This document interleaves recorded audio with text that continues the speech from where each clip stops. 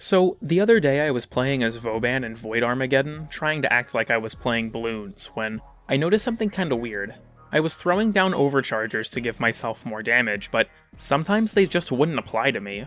What I quickly realized was that instead of latching on to me, the overchargers were actually latching on to the nearby Argazine turrets, and upon further inspection it seemed like they were actually increasing the turret's damage. This got me thinking and ultimately sent me down a massive rabbit hole built atop a simple question. Can we make the Argazine turrets good and become engineer gaming? Short answer is yes. Before we start with an in-depth look at the strategy, let's get into some helpful terminology that'll make this video make more sense moving forward. If you already know how Void Armageddon works, jump to the timestamp on screen now. Void Armageddon is a game mode found only on the Oro Works node of the Zariman. The game mode progresses through rounds, which are reward rotations, and rounds contain 3 individual waves capped off by a mini-boss. During each wave, one of the 2 exodampers present on the map will be attacked by enemies, and if they're destroyed, then all enemies will receive a buff based on what kind of exodamper was taken out. They will then begin attacking the kid named Finger, which, if destroyed, will force you to extract. New exodampers also spawn at the start of every new round, and whatever buffs provided by the destroyed dampers from the previous round won't apply to newly spawned enemies, however enemies that were alive during the previous round will still be buffed. After 3 waves of exodamper assault, a ravenous Boyd angle will spawn and begin looking for beans to snack on. If it gets too close to the relic, it'll deem it a suitable replacement and begin feeding on it. This can quickly destroy the relic, so wipe the floor with that hoe before it becomes a problem. Like I said, Boyd boys will normally work their way towards the relic to feast on it, but sometimes they just get stuck on a wall or something, which can be really annoying as it requires you to abandon the relic or exodamper to find and kill them. Killing the angel will drop a Void Plume Quill, grant a reward from the game mode's reward table, and start the next round. Now we've finally gotten to the game mode's X Factor, and my new favorite drug, Argazine. You get a free crate of 50 at the start of every wave, and enemies have a decent chance to drop a bundle of 10 upon death. Once you've stockpiled enough lean, you can construct one of 4 turrets by interacting with any of these orange holograms which are in set areas around the map. Let's go over the types of turrets now. First up is the Bazooka, which costs 40 lean and is basically a machine gun turret. It deals corrosive damage with a small chance to proc the status, but it only engages enemies one at a time and takes multiple years to acquire a new target. It has a pretty high rate of fire and a pretty long range, so it can be good for popping nullifier bubbles and the like before they reach you. Second is the Pharadon, which costs 50 lean and deals magnetic damage, though it procs electric strangely enough. It strikes nearby enemies with chain lightning that rips through whole squads, but is limited to a range of about 15 meters. There also seems to be a sizable cooldown between strikes. This turret is secretly busted as fuck, so remember it. The third turret on our list is the Coralizer, which costs 60 lean and deals cold damage. It latches onto enemies within 10 meters, slowing them and pulling them towards itself. It doesn't actually deal cold procs though, instead having a flat slow. It also deals pitiful damage, making it better for setting up groups of enemies for other turrets as opposed to actually killing anything directly. Lastly, we've got the Giotica, which costs 60 lean as well and deals puncture damage. This thing basically fires laser-guided nukes at groups of enemies, which explode after a brief delay. The blast radius on the rockets is actually pretty impressive, but like the Bazooka, it takes ages for this thing to acquire new targets. It also likes to occasionally fuck up and shoot a wall, meaning you waste a perfectly good missile and are waiting on the cooldown again. All of these turrets don't have a health bar, instead lasting for 2 minutes upon being built. As far as I'm aware, there isn't any way to increase this duration. As a pro tip, you can also press the ability keys when the turret construction menu is open to build the desired turret quickly. Alright, with all that junk out of the way, let's get into the real meat of things. How do we beef these guys up enough to finally live the Plants vs. Zombies fantasy? Like I mentioned earlier, turrets in Void Armageddon are affected by the damage buff from Overdriver. After some testing, it looks like they also benefit from other damage buffs, like Roar, Vex Armor, Total Eclipse, and so on. What I think is even more important though, is that these turrets benefit from fire rate buffs, and as such, we're going to be taking Wisp. Being able to place down her haste motes on a turret spawn spot effectively buffs turrets spawned there permanently, so long as you don't ever move the mote. That, and it's pretty easy to get really high fire rate numbers on Wisp. This also solves the problem of long target acquisition times we mentioned earlier, as the fire rate boost speeds up the Bazooka and Giotica's lethargic targeting, though it is still rather slow. Another point in Wisp's favor is that she can give health modes to Exodampers and the Eternal Finger, which lets them heal faster and boosts their health a bit. Shock modes can also be given to defense objectives and turrets, which can be really nice to slow enemies that get too close, but if you place these two liberally, you can run into issues with enemies getting CC'd so hard that you slow the pace of the match to a crawl. Also worth noting that Breach Surge can really help out the turrets too.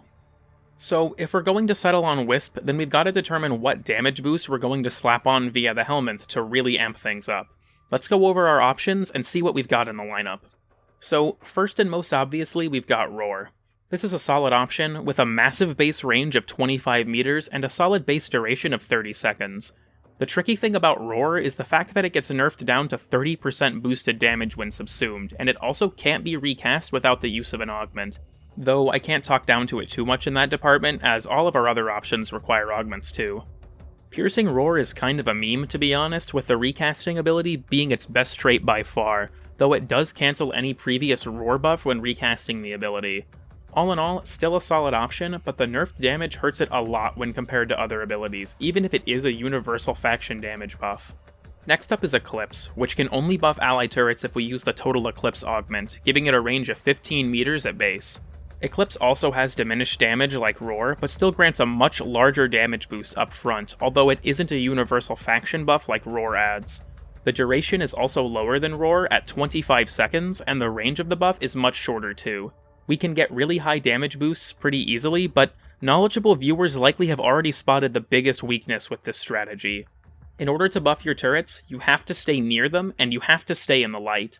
This normally isn't a huge deal, but if the Boyd angle gets stuck and you have to go track it down, you'll leave your turrets with no damage buff. The 75% damage reduction can be helpful for Wisp herself, but the health modes are already a sizable buff, and frankly our goal here is to power up the turrets. Still a great option, but being proximity-based is a big thing to consider. Next, we've got Smite Infusion, the augment for Oberon's Smite. This adds 100% radiation damage to the turrets, lasting for a whopping 40 seconds at base, and having a range of 15 meters. Radiation is really good against alloy armor and also solid against robotic, so it has coverage against the Grineer and Corpus. The biggest issue with this route, though, is the fact that Radiation's status effect can slow things down a lot. If a turret procs Confusion on an enemy, then said enemy likes to stop and beat the shit out of their now former allies, meaning that every enemy behind them will stop too, often preventing them from walking into the turret's range. If the damage is high enough that enemies die outright, this isn't a concern, but I still think it's definitely something to consider, especially because Eximus units can usually face tank a shot from a turret. Lastly, we've got Shock Trooper, which is the augment for Volt's Shock. It's basically just the electric version of Smite Infusion, with the same 15 meter range and 100% damage buff. Of course, with it being electric damage, it's got a better matchup against robotic, but loses hard to alloy armor, which, I'm not gonna lie to you, is pretty bad. The big thing that Shock Trooper has to its advantage is that electric is a DOT, and a multi-target one at that. But cool kid, I hear you say as I'm comfortably inside your walls.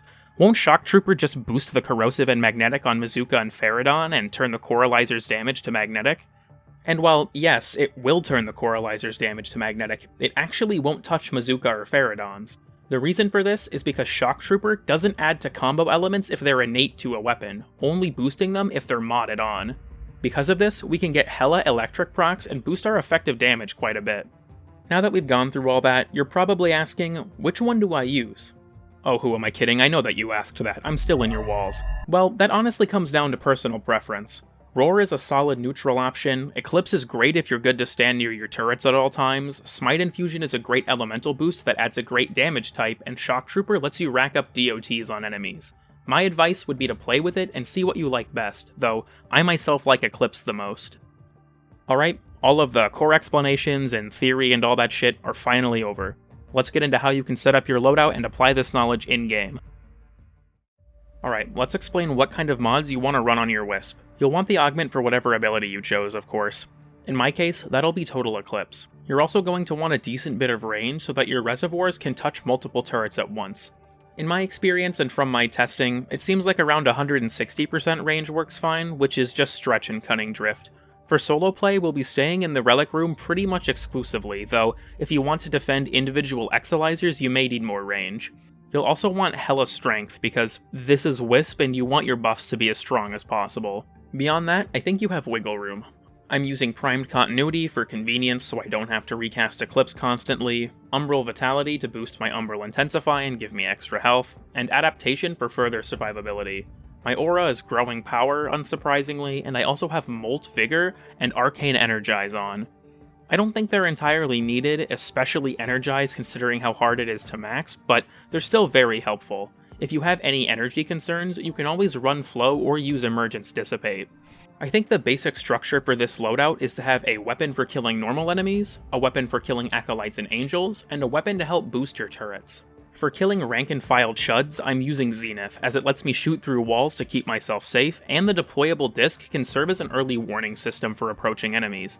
But cool kid, you whine. Zenith sucks.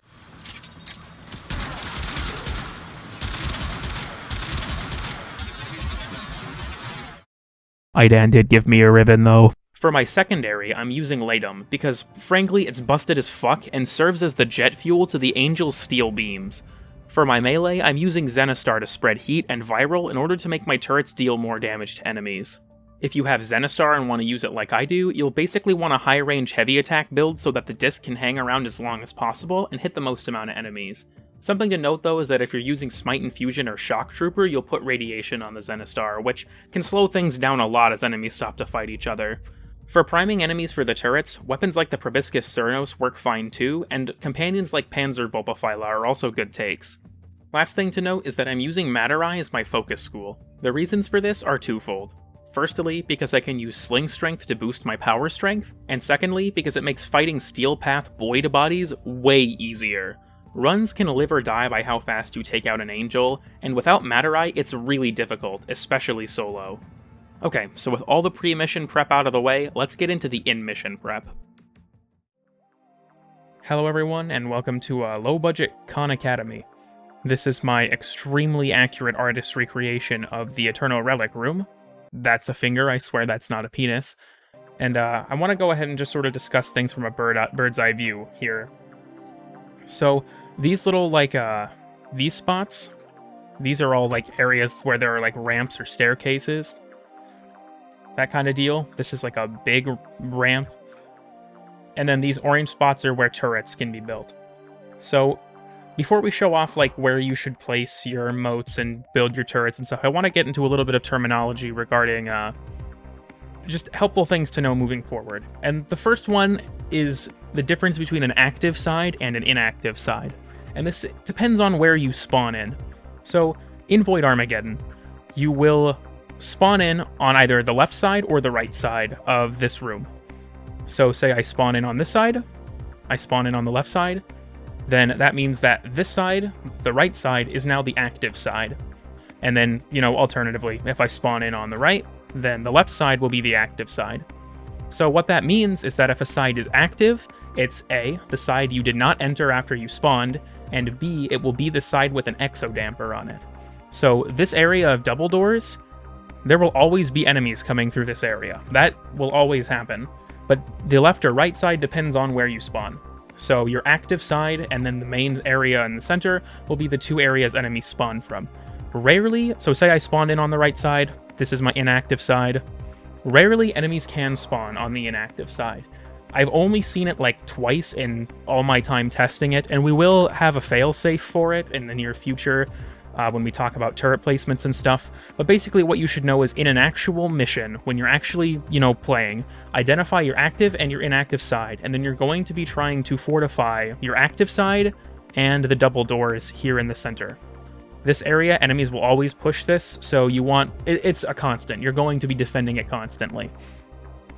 So, something else, we've got the key over here, right? The triangles are the different kinds of moats, and I'll show you where to put those, and then the circles. If I circle a orange plus, that's the kind of turret I think you should build there.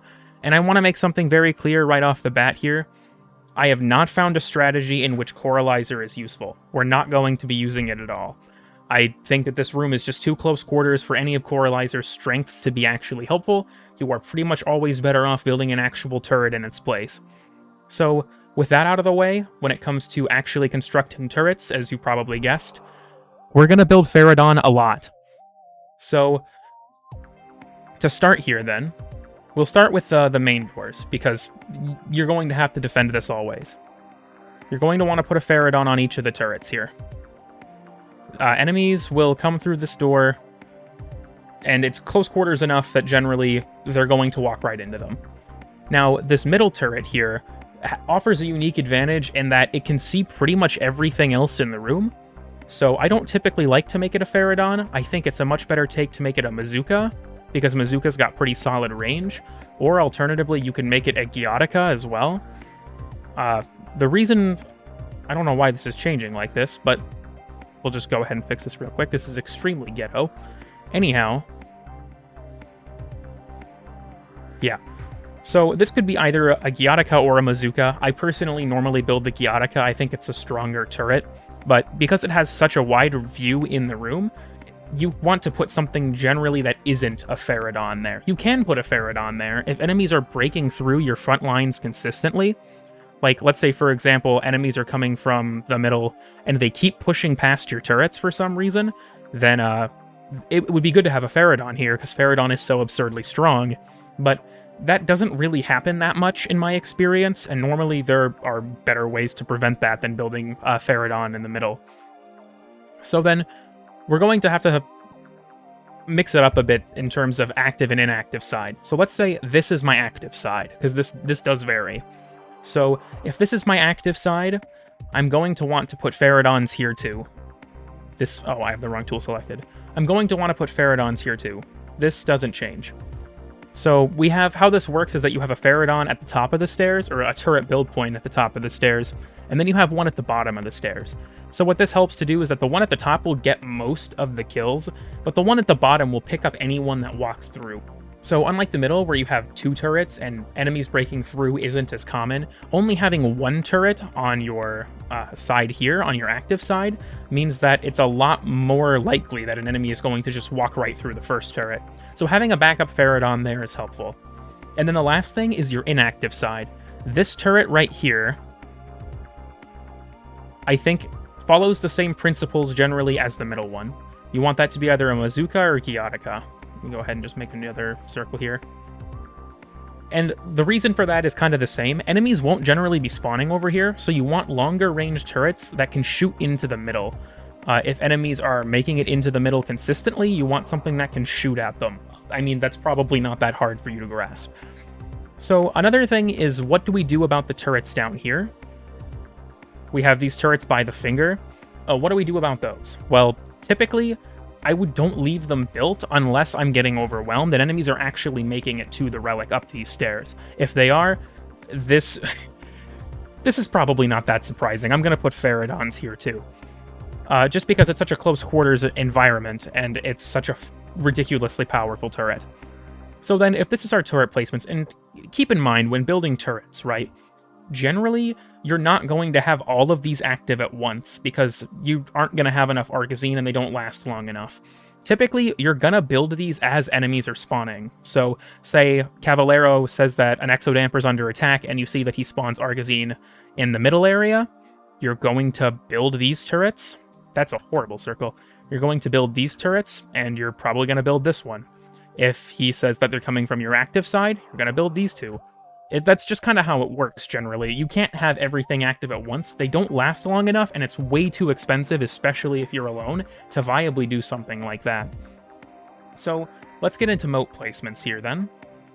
So, the way I see it, you've got 4 moats that basically have to go to specific spots, and then 2 kind of flex moats that you can use for other things. So, probably the most obvious one is going to be you want a health moat on the finger. It's the defense objective, it gives it the ability to heal. You know, I think it's reasonable to say that we should probably put that there. Another thing that you can do for the finger is you can put a haste moat if you want to boost the fire rate of the nearby turrets in the event that an enemy makes it there, or a shock moat. A shock moat can make it so that if enemies get too close, the turrets and the finger can shock them to scare them off.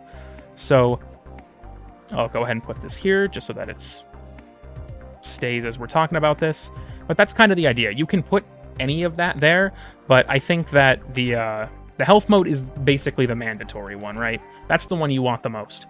And then in terms of haste mode placements, this varies depending on your active and inactive side. So the first haste mode is going to be in between these 2 turrets. This should reach both of them, and it's not very well illustrated in this diagram because my drawing skills are complete dog shit, but typically these two turrets, that's too bright, these two turrets are actually closer to each other than the middle turret and these turrets, generally. So this should touch these two turrets. The haste mote will touch the two front turrets, but it won't actually reach the middle turret most of the time. So what you're going to want to do then is you're going to want to buff up this turret, the one in the middle, as well as your inactive side turret. And to do that, you're going to want to place a triangle in between the two of them, or a moat, rather, a reservoir. The placement varies a little bit. You kind of have to find the sweet spot, but this should reach both the moat here on the inactive side as well as the turret in the center. So turret on the inactive side, turret on the center are both receiving a haste mote from this reservoir between them. And then lastly, the sort of mandatory mote that you're going to want to place is going to be at the bottom of the stairs in between these two turrets. That is probably difficult to see because of how it overlaps with the stairwell, but there is a little nook at the bottom of these stairs on the sides of the map that are like little piles of trash. If you put a haste mote on those, then you should be able to reach both turrets. So I mentioned that you have like sort of flex motes in the shock mode and the haste mode that you can put by the finger. Another thing that I like to do typically is I either cut the haste mode or the shock mode from the defense objective, and I put a health mode in the middle of the map. This is for me. It doesn't benefit the turrets at all. This is just so that because I'm moving through the middle so frequently, I'm going to be picking it up pretty often. You know, you could also, like, in an example like this, right? In an example like this, I'm kind of making the presumption that you still have at least one flex mode. So, like, let's say we cover this guy up. I'm making the presumption you have at least one flex mode on the Eternal Finger. If you don't have a flex mode on the finger at all, say we also decided we were going to get rid of this guy. So just, what the god, you know, maybe doing paint for this bit was not a good idea. But say we get rid of that flex mote, you could also go ahead and place another health mote like by the other turrets. If you're using Eclipse especially, you're going to be hanging around your turrets most of the time, so putting health motes near them just to keep yourself buffed while you're next to them is a pretty helpful thing most of the time. So to recap here then, the difference between your inactive and active side, the inactive side is the one that you spawn from. Enemies won't spawn there generally. The active side is the side you don't spawn from. Enemies do spawn from that side. Enemies will always spawn from the middle double door area of the map. You're going to want to build Pharadons pretty much everywhere, except for the middle and your inactive side, where you're going to want a longer range turret. You generally don't need Pharadons for those ones. You're going to want to place your moat so that the two front turrets here are covered. Let me grab the tool for this. You're going to want to place your moat so that the two front turrets here are covered.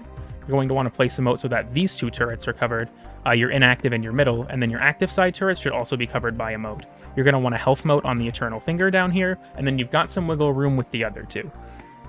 So that should be that. Let's get back into the actual content of this video. I'm sorry if you're still here, bravo, because this was extremely fucking scuffed, but let's get back into the actual important shit. So let's show how this all comes together in mission. You'll want to place down all of your reservoirs first in the spots described earlier, which I'll go ahead and show on screen now. Don't let up. More no marks incoming. You'll need Argosy. I'm sending you a canister now.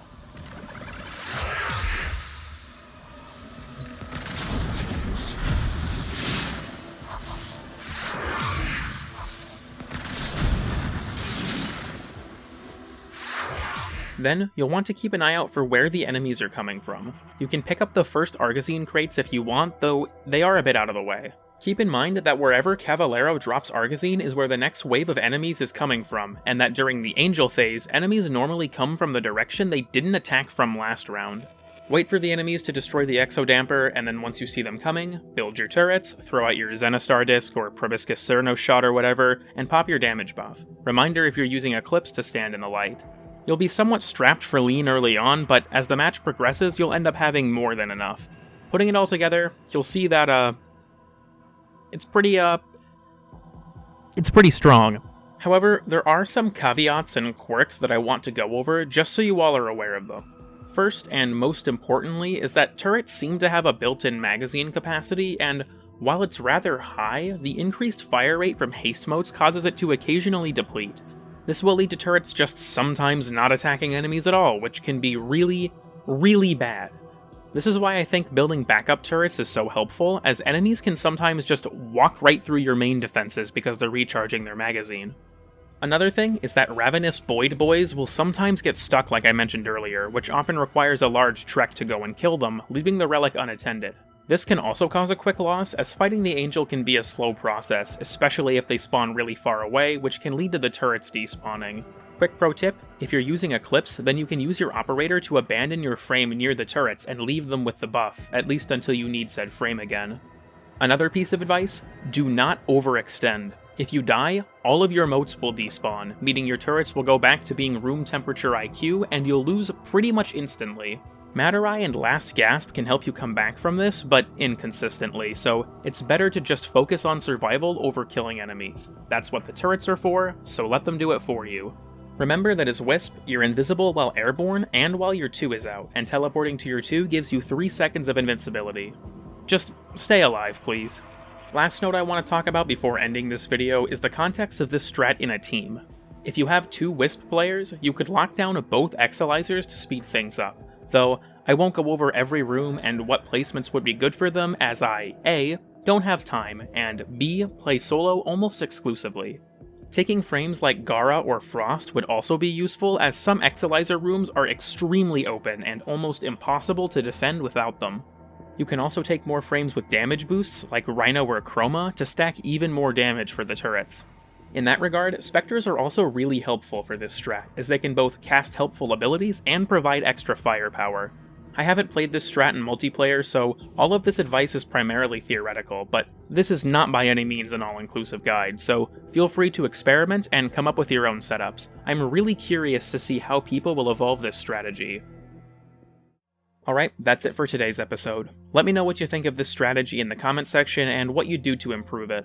I'm not going to act like this is the best strat for Void Armageddon, but I feel like it is at least viable for Steel Path, and lets me live out my fantasy of just straight up playing tower defense. Beyond that, I've got a Discord you can join using the link in the description if you want to harass me outside of normal business hours. Feel free to like and subscribe if you want, or not, it's a free country. Well, most of you live in free countries. I also stream every Sunday at 5:30 PM CST, so feel free to drop by if you want. Thank you so much for watching, and I'll see you all in rehab as I recover from my Argazine addiction.